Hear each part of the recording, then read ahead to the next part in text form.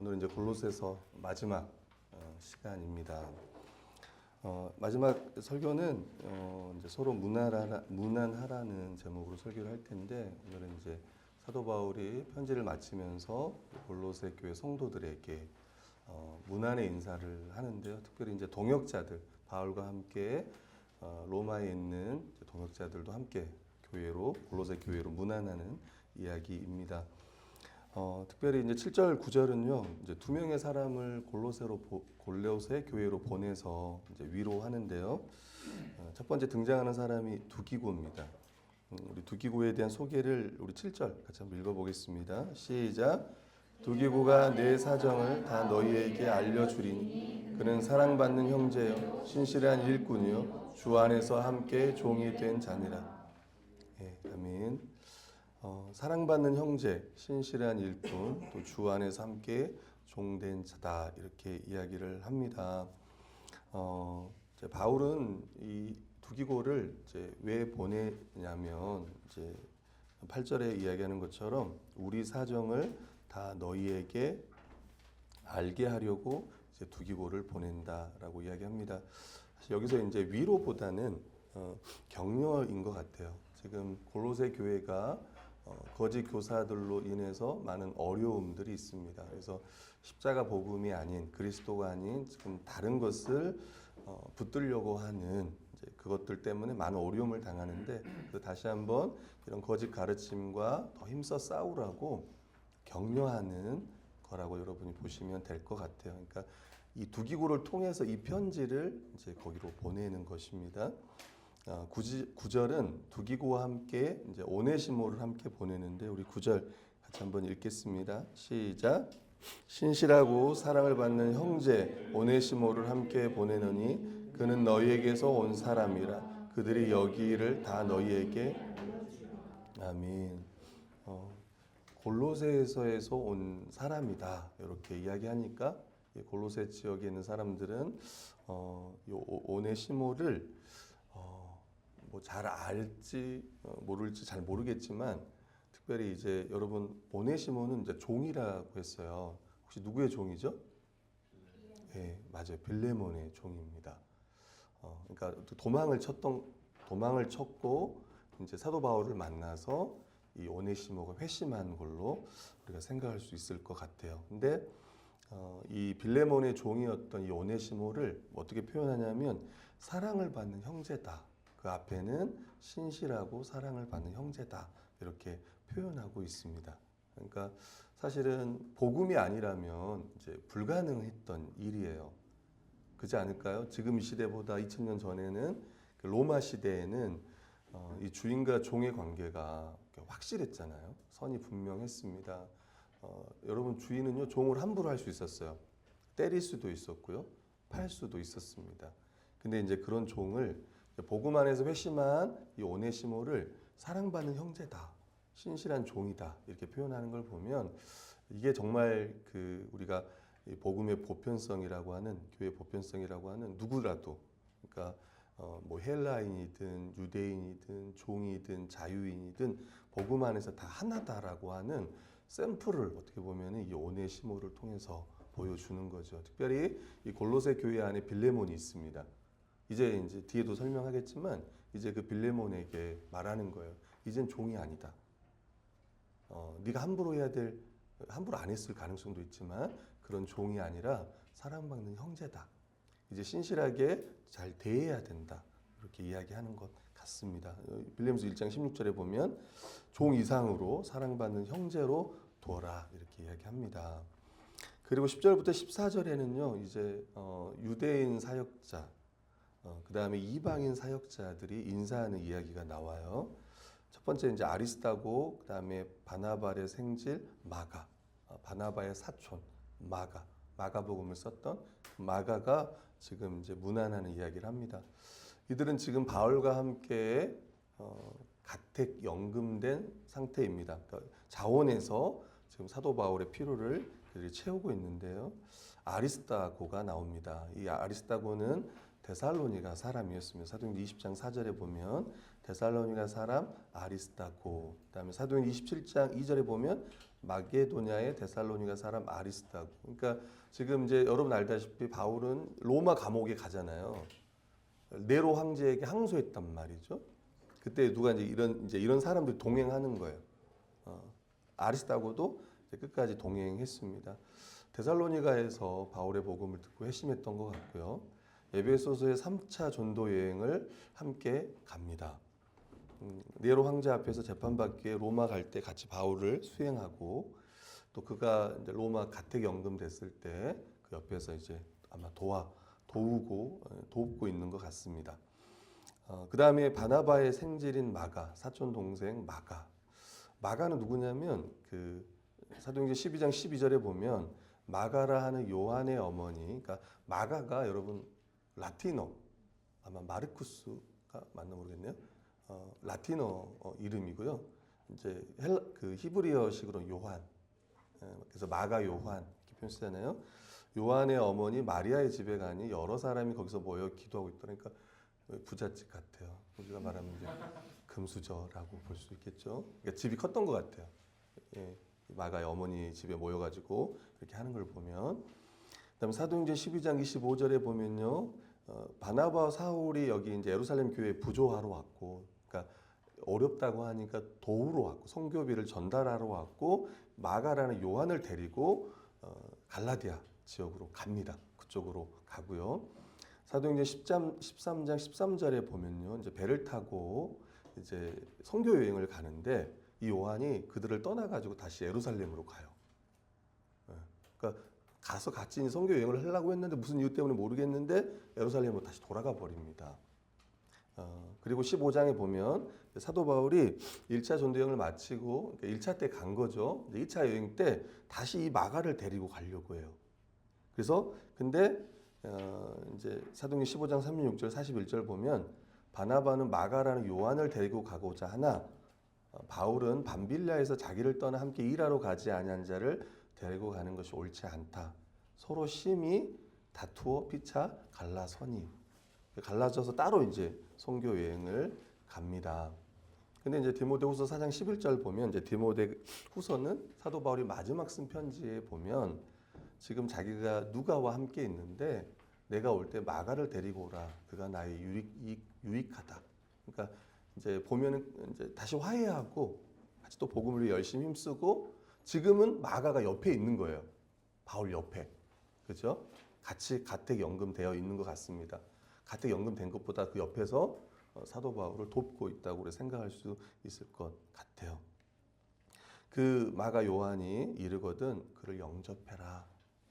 영접하라는 말은 이제 성도의 합당한 예절로 그를 영접하고 또 그가 무엇이든지 필요하면 옆에서 이제 도와주라.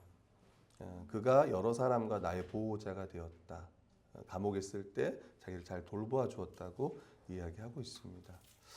네, 이들의 인사를 좀 전하고요. 그다음에 유스도라고 하는 예수. 이들은 할레파라고 이야기합니다. 다시 이야기하면 유대인들이 앞에 나오는 요한도 그렇고 아리스다고도 그렇고 유스도도 마찬가지입니다. 하나님 나라를 위하여 함께 역사하는 자들이었다고 오늘 성경은 기록하고 있고요. 이 골로새서 안에서의 하나님의 나라를 보면 골로새 1장 13절에 보면 흑암의 권세에서 건져내사 그의 사랑의 아들의 나라로 옮기셨다. 이렇게 이야기합니다. 골로새 성도들이 흑암의 권세에서 건짐을 받고 하나님께서 사랑하시는 아들, 그 아들의 나라, 하나님 나라의 백성이 되었고 지금은 예수 그리스도의 다스림을 받고 있고 또 그리스도가 다시 오실 때 하나님 나라가 완성될 거라는 것들을 이야기하면서 그리스도가 다시 오실 때 골로새서 교회 성도들도 그분의 영광 가운데 함께 올 거다, 나타날 거다 이렇게 이야기하고 있습니다. 사도행전 28장 30절 31절을 같이 한번 읽어볼게요. 시작. 바울은 자기에게 오는 사람을 다 영접하고 하나님의 나라를 전파하며 주 예수 그리스도에 관한 모든 것을 담대하게 거침없이 가르치더라. 아멘. 그러니까 이제 바깥에 나가지 못한 가택 연금된 상황에서요. 사도 바울에게 찾아오는 사람들에게 바울은 담대하게 하나님 나라를 전파하고 예수 그리스도에 관한 것들을 가르쳤어요. 이때 옆에서 이제 마가라든가 이런 사역자들이 그들과 함께 했고, 특별히 이제 여러분 알다시피 사도 바울이 복음을 전할 때 가장 힘들게 했던 사람이 여러분 누구였죠? 우리가 이제 사도행전 연구하면 알겠지만 사도 바울이 복음을 전할 때, 유대인으로서 복음 전할 때 가장 힘들게 했던 사람, 네, 유대인들이었어요. 동족, 자기 민족들이, 왜냐하면 사도 바울이 이제 유대교회에서 이제 그 회당에 가서 이제 이방 나라에 가서도 회당에 가면 유대인들이 있거든요. 이방인들도 있고, 복음 전하면은 그 사람들이 그렇게 믿는 사람도 있었지만 사도 바울을 막 핍박하고 사도 바울을 돌로 맞춰 막 죽이려고 했던 사람들도, 고소했던 사람들도 다 유대인들이었어요. 그러니까 그 유대인 중에 이 세 사람이 등장하잖아요. 지금 또 바울과 함께 이런 동역을 하니까 이 사람들이 자기에게 참 위로가 됐다는 거예요. 그러니까 수많은 유대인들은 다 바울에 대해서, 또 바울이 전하는 복음에 대해서 공격하지만 이 세 사람, 복음으로 회심한 이 세 사람들은 바울과 함께 계속 복음을 전했으니까 이들이 나의 위로가 되었다라고 이야기합니다. 네, 우리에게도 사실 이제 위로가 되는 이야기고 또 복음의 능력이라고도 우리가 볼 수 있을 것 같아요. 네. 여러분 이게 위로가 돼요?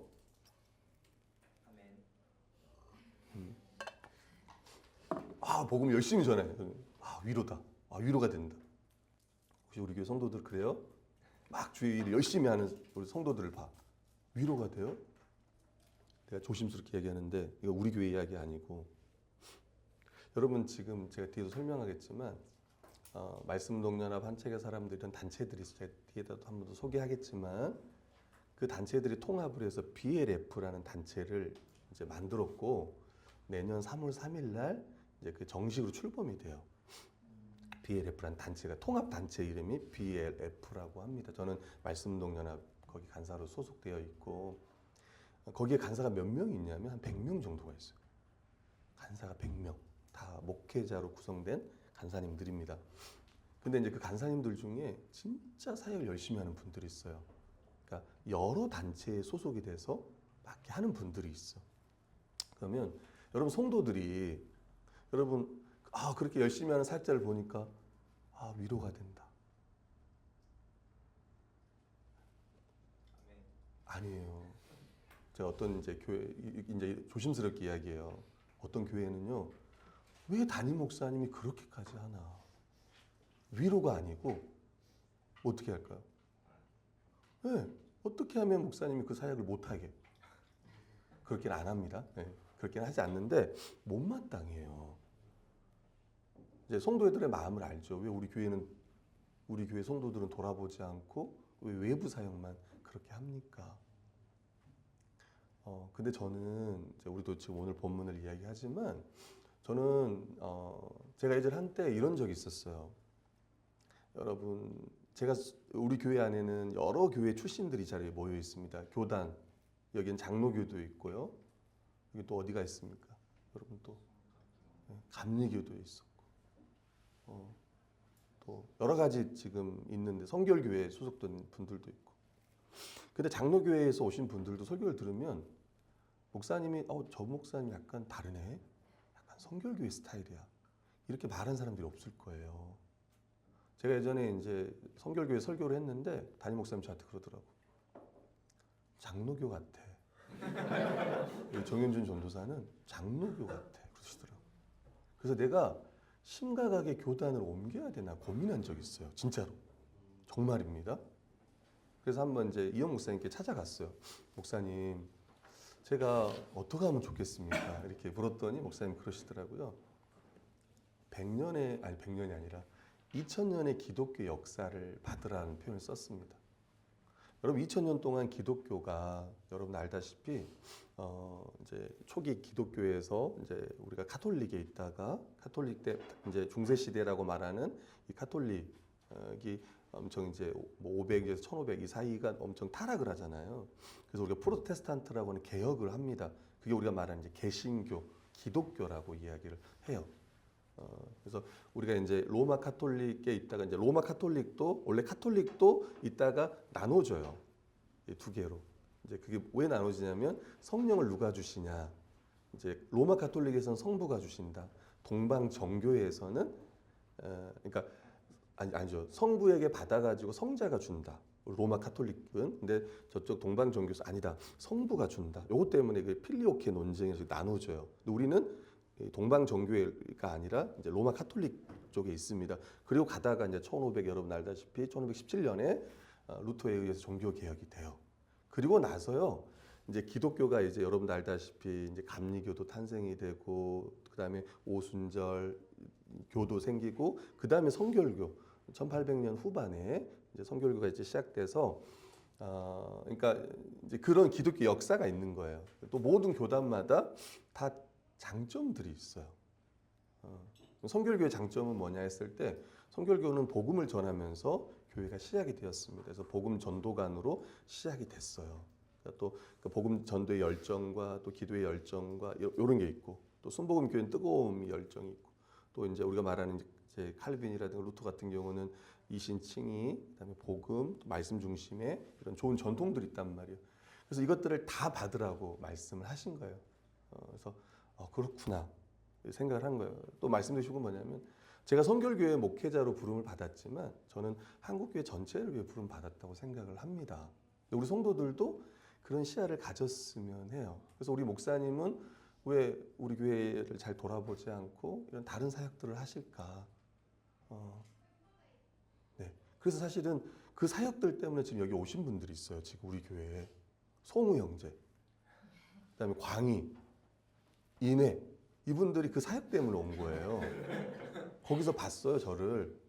제가 설교할 때 우리 고등학생이었고 인애도 그렇고 광희도 이제 수련회 때 만나가지고 우리 개처가 올래 그랬더니 온다 그랬고 우리 한세미 같은 경우도 한책사에서 만나서 이렇게 오게 되었고 그다음에 우리 누구죠? 우리 한수 형제도 한책에 사는 간사님이 이제 소개해줘서 왔고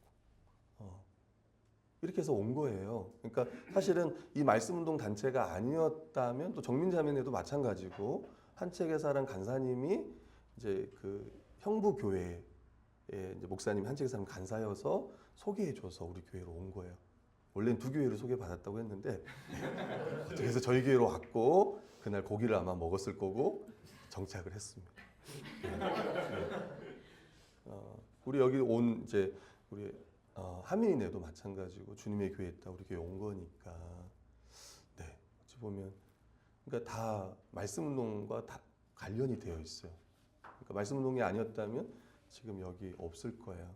근데 이제 어떤 교회는 우리 담임 목사님이 너무 말씀운동 연합 사역 이제 이쪽 말씀운동 단체 사역하다 보니까 그게 위로가 아니라 도리어 그러니까 담임 목사님이 눈치를 보면서 하는 거예요 사역을.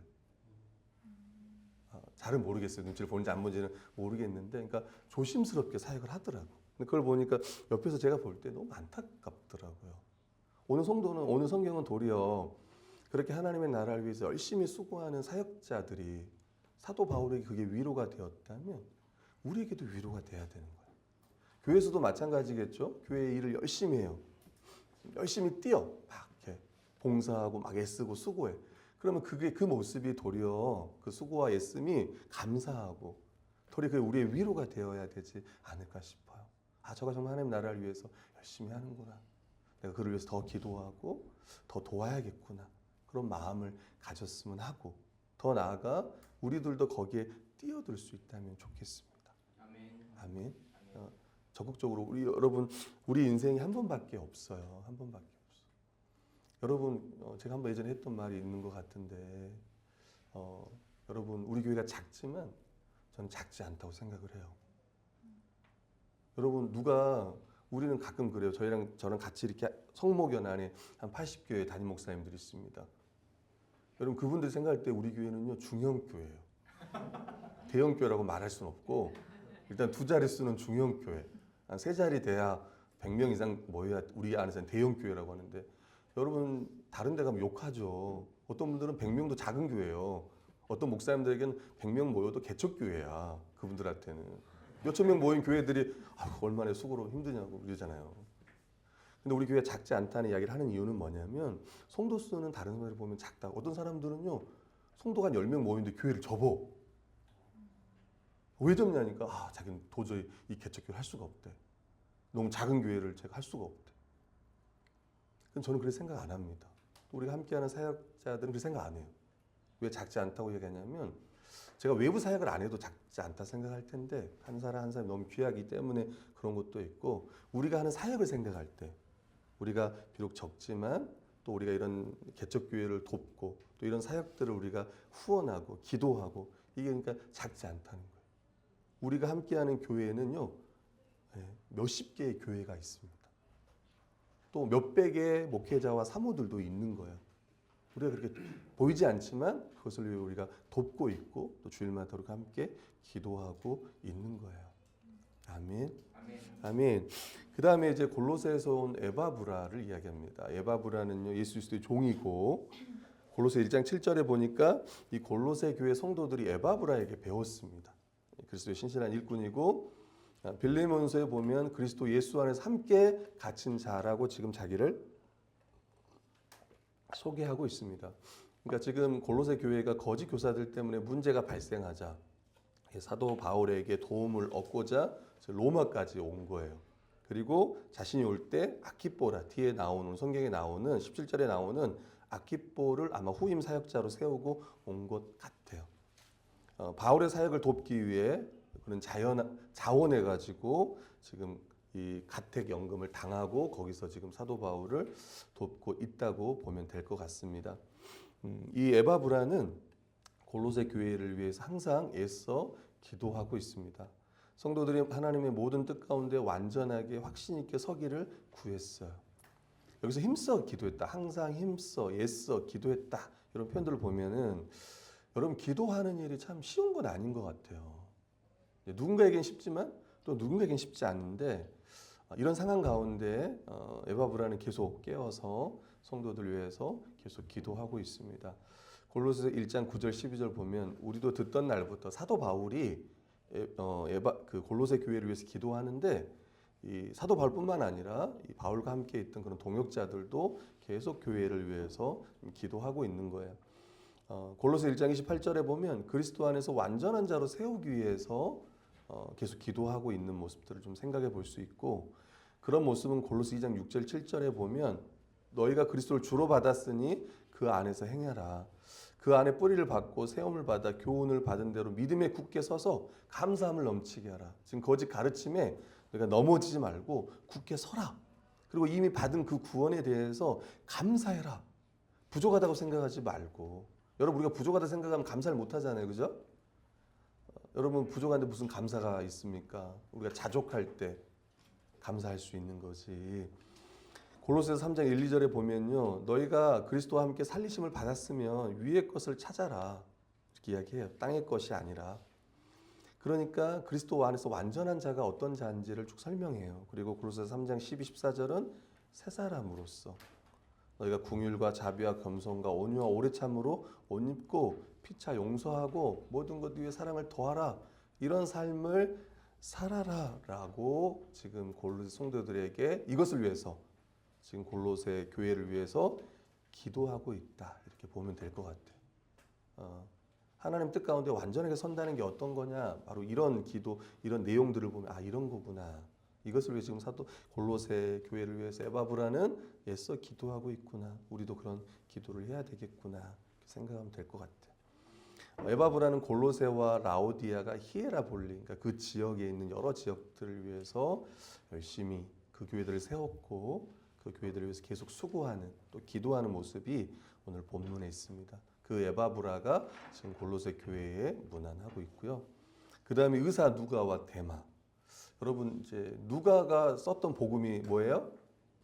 누가복음이에요. 또 하나 사도행전, 이 두 개를 썼어요. 보통 이제 로마에서 썼을 거다, 이렇게 이야기를 하는데, 의사니까 바울의 주치였던 것 같아요.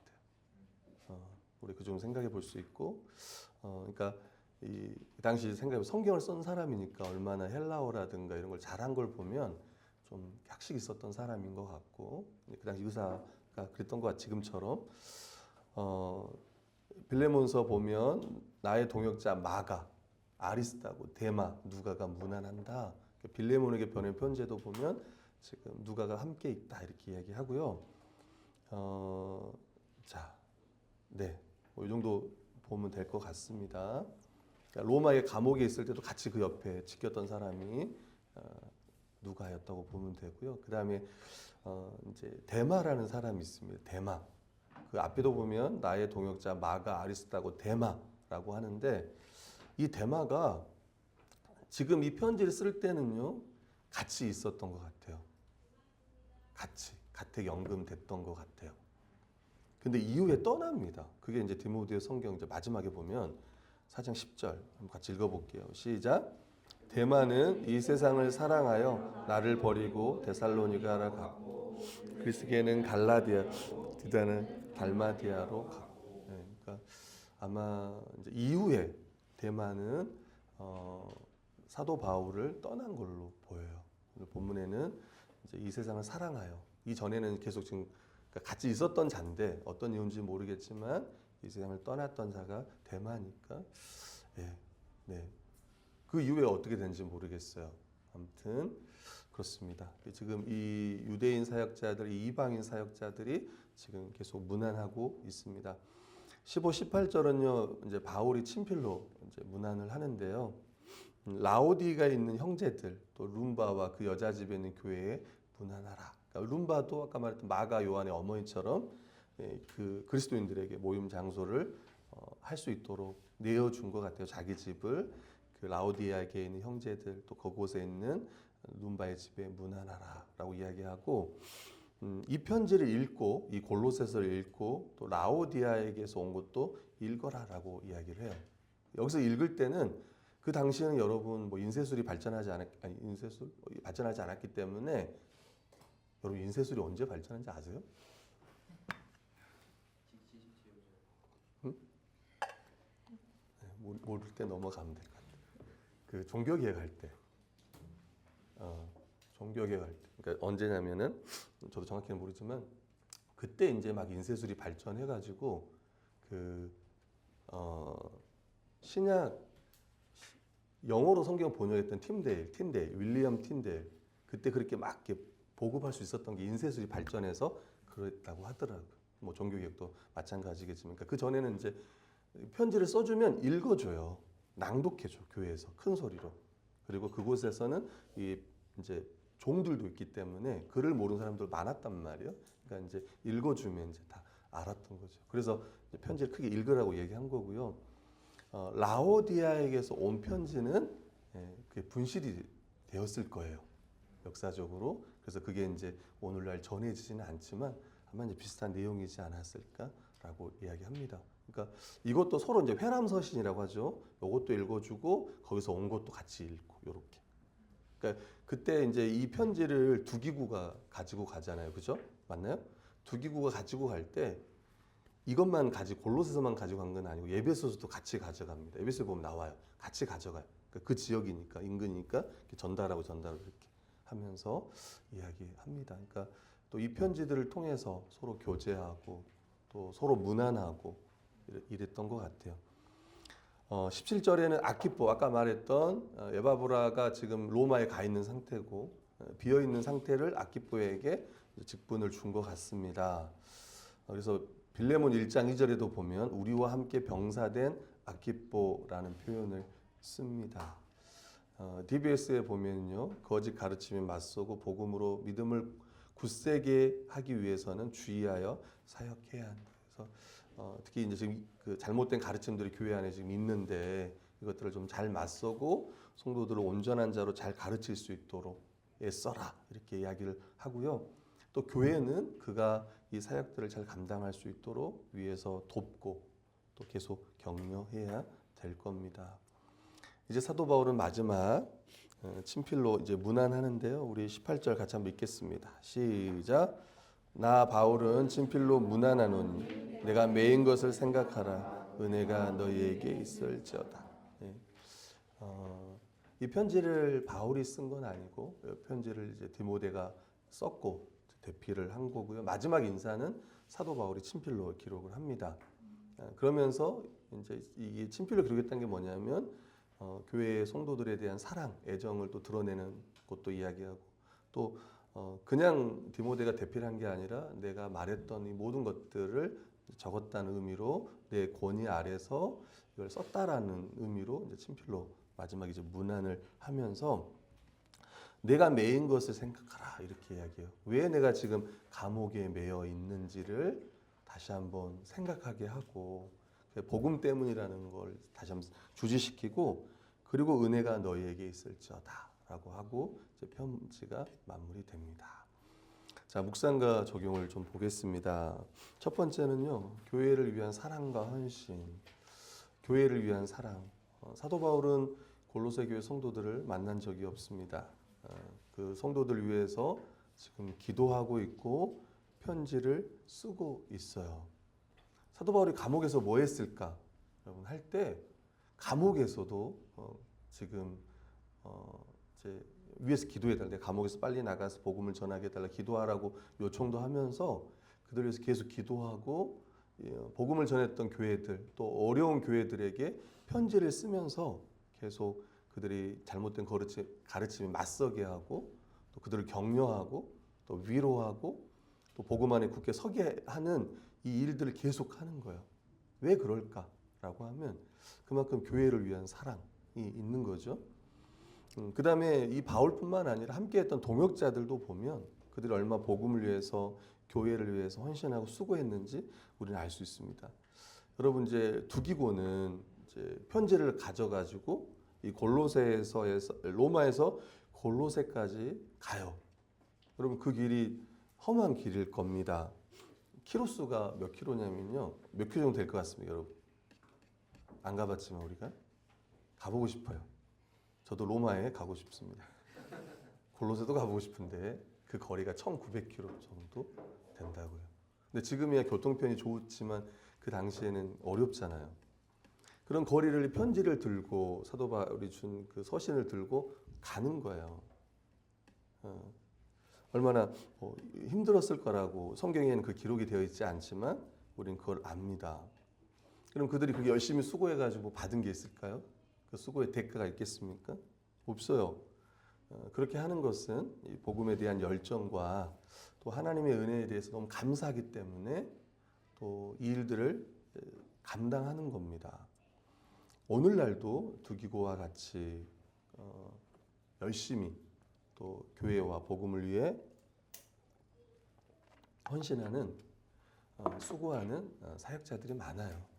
또 선교사님들도 많고 저도 이제 제가 몇 군데에서 선교사님들이 계속 저한테 기도 편지를 보내줘요. 몇 년이야, 몇 년째 계속. 사실 우리 교회가 해외에서 선교하는 분들을 위해서 뭐 따로 이렇게 저희가 아직 후원해 주지는 못하고 있습니다. 국내에서도 어려운 이제 교회들이 많기 때문에 또 저희도 막 재정적으로 넉넉하지 않기 때문에 많이 못 해주는데 지금도 캄보디아에서 이렇게 와요 편지가 조지아에서도 오고 이제 몇 군데에서 태국에서도 이렇게 라오스에서도 오고 이제 지인들이죠 지인 목사님들인데 계속 이제 이런 걸 보내줘요. 근데 그 선교지가 상황이 어렵습니다. 막 이렇게 근데도 그 교회 성도들을 생각하면서 하는 걸 보면 또 위험하기도 하고 근데도 편지에 보면 그렇더라고요. 저희들의 이번 주에 왔던 편지였는데 저희들의 어떤 안위보다는 성도들의 안위가 더 중요하다라는 그 문구가 있더라고요. 그러면서 제가 이제 그러면서 그 편지를 읽고 답장을 참 바울의 동역자와 같다. 이제 이렇게 제가 여기 목사님은 바울의 동역자들과 같이 그 교회를 생각하고 이렇게 하시는 분이시군요 하고 제가 답장을 남겼지만 오늘날도 그렇게 성도들을 생각하면서 그곳에 이렇게 자기 안위를 사모님과 함께 안위를 어떻게 보면 내팽개치고 그렇게 하는 분들이 있더라고요. 여전히. 네, 그래서 우리는 그들의 헌신과 또 수고를 잊지 말아야 할 거예요. 또 지금도 말씀동 사역들 열심히 감당하는 또 분들도 있습니다. 교회와 지역교회 위로를 좀 보면 이제 교회 위로 지금 사도 바울에게는 함께 고난을 받고 또 믿음을 지키는 그런 이제 사역자들 때문에 많은 위로가 되었다면 오늘날도 우리도 마찬가지로 교회 안에서 여전히 복음을 위해서 열심히 분투하는 또 지체들의 존재로 또 우리가 위로가 되었으면 좋겠어요. 열심히 하는 분들이 "아우 그 열심히 해."가 아니라 도리어 그들이 열심히 하는 모습을 더 칭찬하고 더 격려하고 그랬으면 하고요. 또 지금 어찌 보면 편지를 회람으로 돌잖아요. 이렇게 회람 서신이잖아요. 여기서 이 편지도 읽고 또 저기서 오는 것도 읽고 그러면서 같이 말씀 안에서 진리 안에서 함께 교제하면서 또 위로받는 모습들도 생각해 볼 수 있을 것 같아요. 우리도 교회 안에서도 또 지역교회 바깥에서도 말씀으로 함께 교제하고 또 위로할 수 있으면 좋겠다 이런 생각이 듭니다.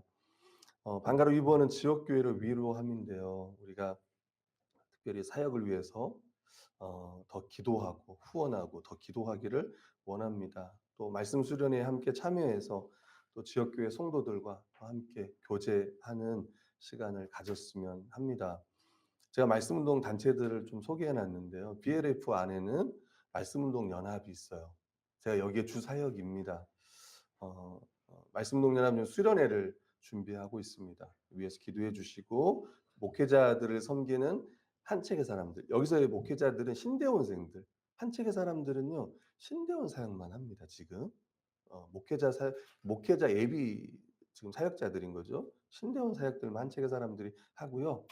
목회자는 이제 목회자 학교 PTS라고 하는 이제 트레이닝 코스 여기서 지금 진행하고 있습니다. 저도 이제 이번 주에 또 하나님 나라 PTS가 있는데요. 여기서 목회자들 신학과 설교 또 이런 것들을 훈련시키고 있고요. 성경 아카데미가 있습니다. 성경 아카데미는 신대원 졸업한 이제 목사님들을 계속 한 2년 동안 커리에 맞춰서 또 신학, 설교 뭐 이런 것들을 가르치는 성경 아카데미가 올해부터 시작이 되었습니다. 그리고 이제 담임 목사님들의 모임이 성모견이고요. 그다음에 우리 DBS 이런 책들이 출간되는 데가 교회 연구소입니다. 이런 단체들이 있고 또 지역 모임이라고 있어서 이제 이 목회자들 이 지역에 있는 목회자들이 계속 성경 연구를 같이 하는 또 사모들도 저희 교회에서도 월요일 날 여기에서 오전 10시부터 성경 연구 모임이 있고 또 화요일 저녁에는 사모님들이 성경 연구하는 모임들이 그래서 매주 목회자들끼리 연구하는 모임들이 있습니다. 이것을 위해서 같이 좀 기도하면 좋겠고 생각날 때마다 또 기도할 때 또 대표 기도할 때 BLF 단체들 이런 단체가 있고 지금 이런 사역들을 하고 있구나 이렇게 생각하시면 될 것 같아요. 또 우리가 경영교회를 돕고 있고 1년에 2번 우리가 부활절이랑 성탄절날 들어오는 감사헌금은 개척교회를 지금 돕고 있습니다. 작년에는 우리가 토기장의 교회를 도왔고 같이 이제 연합해서 드렸습니다. 어디랑 연합했죠?